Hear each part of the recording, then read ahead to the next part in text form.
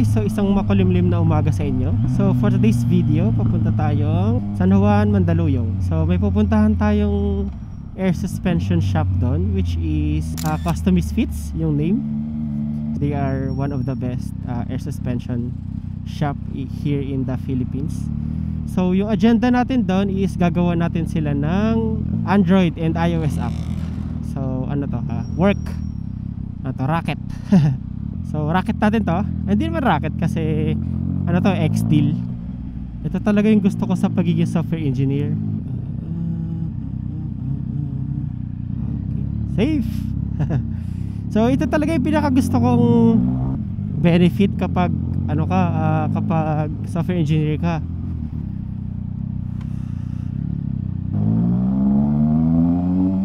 Hirap. Traffic. Hirap magsalita habang traffic. So ito yung isa sa pinaka gusto ko sa pagiging software engineer.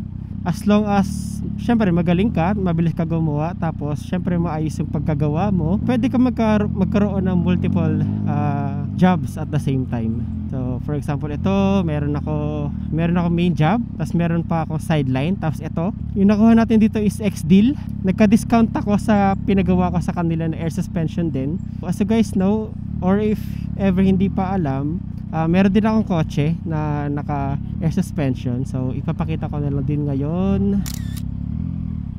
Ayan. So air suspension siya, Honda City GM6 2018. So yung X-Deal namin, magkakaroon ako ng discount. Tapos ayun, gagawan ko sila ng Android and iOS app. So yun lang gusto ko sabihin. Pag software engineer ka, possible na multiple income streams yung pwede mong gawin sa isang skill set mo lang. So isang malaking benefit yun for me. Grabe ang traffic ngayon. Anong meron? Sorry guys, medyo maingay kasi naka-open yung voice ko ngayon kasi sobrang init, just ko Lord. So ayun, isa rin talaga to sa goal ko, which is makagawa ng isang app na car related or motorcycle related. So ito, so ayun, na-achieve ko na isa kong goal, di ba? Ang saya. So ayun, sobrang flexible talaga kapag isa kang software engineer. Sobrang daming flexible na terms sa work mo. Kaya sobrang ganda niya. Sobrang fulfilling din talaga kapag yung ginagawa mo is gusto mo talaga. So ito, tagal ko ng goal to na makagawa ng app na car related. So nung umuo sila sa X-Deal namin, hindi ko na inisip kung magkano yung ibabayad nila o magkano yung ma-receive ko, yung benefit ko dito sa deal na to. Dahil nga gusto ko talaga yung gagawin ko. So doesn't really matter kung ano yung magiging benefit sa akin as long as ma-fulfill ko siya. So ayun.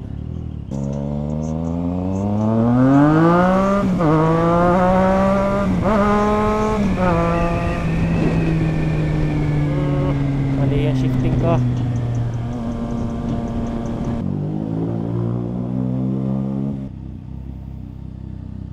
Mukhang ulan.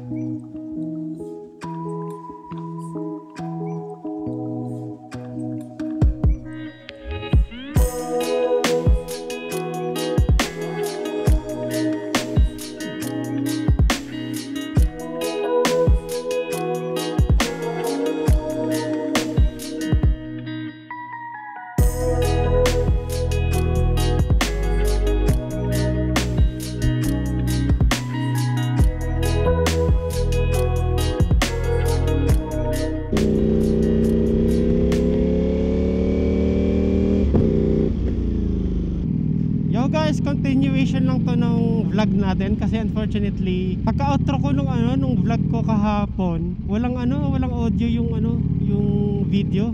So nagkabag ata yung DJI Mic 2 natin. O yun, walang audio. So ngayon na lang mag-outro habang papunta tayong Marilaki. So as you guys can see, dala natin yung Ducati Panigale papuntang Marilaki. Tapos may OBR din tayo.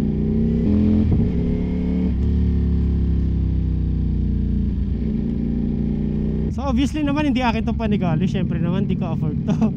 So yung owner nito, yung owner din nung ginagawan ko ng app, yung sinasabi ko kahapon, yung Custom Misfits, sobrang bait nun. Shout out Boss Ken, thank you sa pagpairam nitong Panigale. Naka-experience din tayo na ito. Ito yung isa sa benefit ng pagiging software engineer. Marami kang makikilalang mababait din talaga ng tao along the way. So ayun, kagaya nito, di ba, pinahiram lang tayo ng Panigale.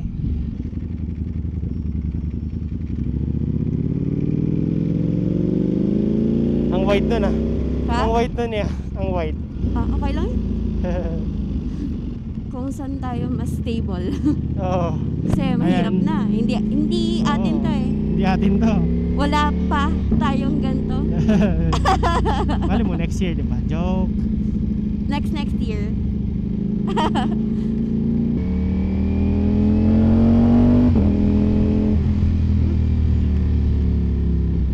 So ayun lang guys, kaya rin kami nag-meeting kahapon kasi malapit na i-release yung Android and iOS app nung Custom Misfits, both Android and iOS.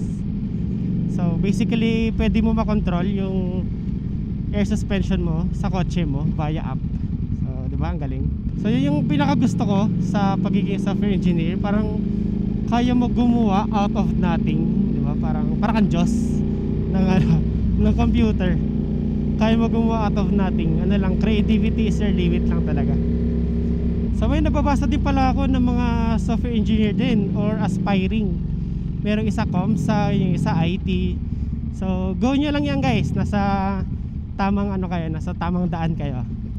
Basta mag-aral lang talaga. Huwag kayong huminto mag-aral.